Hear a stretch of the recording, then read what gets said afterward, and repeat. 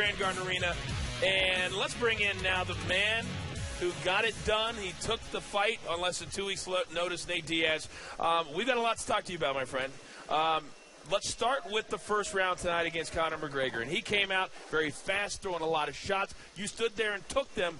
How difficult was that first round for you? It was kind of like how I expected, except for I ate a little more of his straight than I expected due to lack of training. I didn't have a training camp, so with sparring, I never get touched by that. I knew that's all he had. But when he landed the punch too, I didn't think it was anything out of the norm, you know. But in my head, and I was telling myself, I'm gonna have to have a slower first round and pick up as I go because I wasn't, like I said, I wasn't doing round after round after round. But I knew if I coasted and got warmed up the first round or two, I would be able to push through 3 or 4 hard rounds. Yeah, that's what we see, Nate. You know, sometimes it's hard to get warmed up when you don't have a full training camp. I told everyone, you know, he's an endurance athlete. You know, the only problem was he couldn't get his timing on. He couldn't get the sparring rounds. And if he can get to the first round, it'd be great out there. And yeah, you did great out there, Nate. You know, do you feel like, you know, you exposed him? Do you feel like he's obviously a good striker, but were you ready to expose him? I knew the whole time when I said from my last fight that I would beat that guy. You know what I'm saying? Why did you think that? I didn't. I knew that. I knew that I would beat that guy. He knew. I've been in this game. I've been fighting since I was 21 in the UFC. So it's been 9 years I've been fighting here. That was my 25th fight, I think, in here. And he's like got 6 or 7, 8 fights, whatever.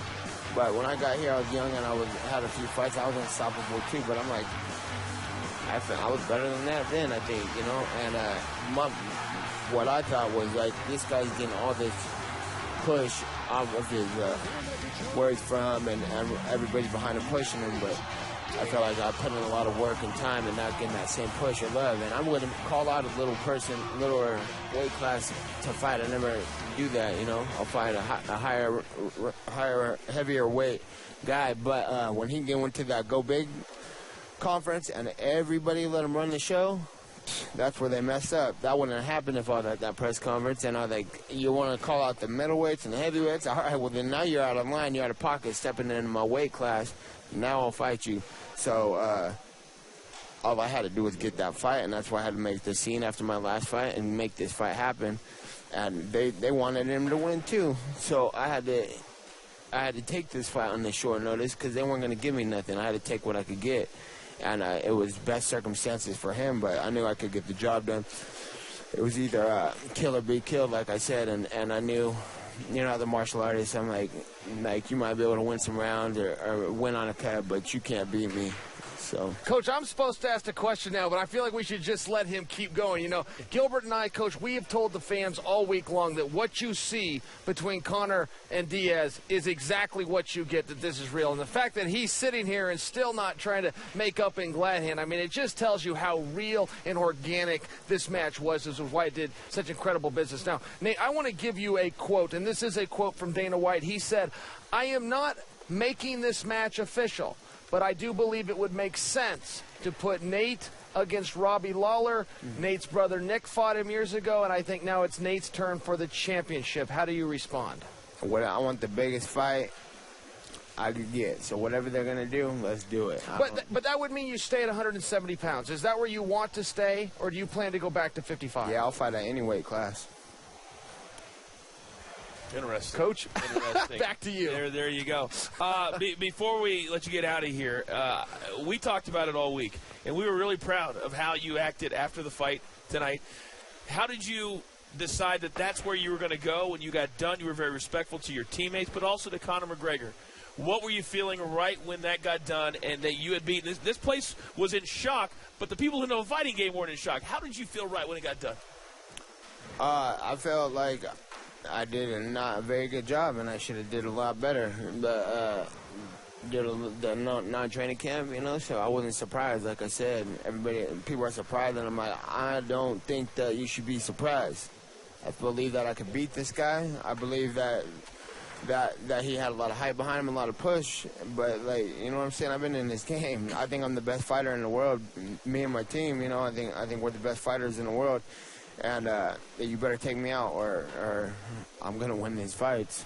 We do want to say this real quick because we were up here watching, and you got to know that your man right over there was in tears. He had tears coming down his face. This is my brother right here, man. You already know. So before we get out of here, do you have one message for and just a magical night for your team? This is a magical night. I'm proud of Nathan. You know, he's been doing this for years, you know, and it's great for him to get a spotlight and to get the exposure he deserves. And he's a true champ. He's the number 1 55-pounder in the world, in my opinion, if he gets the proper training camp. He's getting the right contract now. I believe he's motivated. I'd love to see him fight Robbie Lawler. I think he'd be the 170-pound champ. It's a great night for the team, and we're dang proud of Nate, man. He did it for us tonight. Well, he looked great against Michael Johnson, looked great against Conor McGregor. And who knows what's next for you, but my friend, congratulations. That's all we can say. Thank you. Nate Diaz wins Saturday night at UFC 196 against Conor McGregor. That'll do it for now. For Gilbert, Chael, Nate Diaz, I'm the coach. We continue coverage from Las Vegas. Nate Diaz gets it done.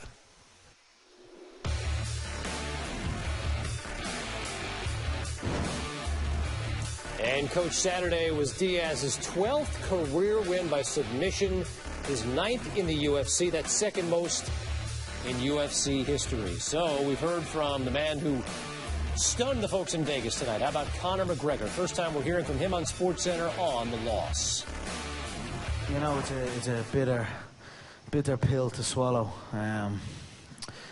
I took a shot. I went at it. I feel I was simply inefficient with my energy. Usually I fight a man in the division I am champion in, and they crumble under those shots. But Nate took them very well. The weight, I think, allowed him to take those shots well. So I think with a little bit of an adjustment and a recognition that the bigger man, you must be a bit more efficient with your striking. You must not put everything into the shots. But I was simply inefficient with my energy. I made some errors. You know, hats off to Nate. He fought very well. He stayed in there.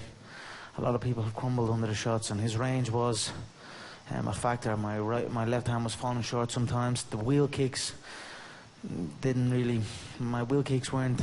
I threw them and missed, and once or twice maybe hit a glove, and I think they done more to my energy than they did to his energy, and it was simply a battle of energy in there, and he got the better of that. So this is the game. We win some, we lose some. I will never shy away from a challenge. I will never shy away from defeat, or you know, this is part of the game. So I'm happy to come out there, continue and stay in this fight. I had many chances to not do this and sit and wait, but I went in.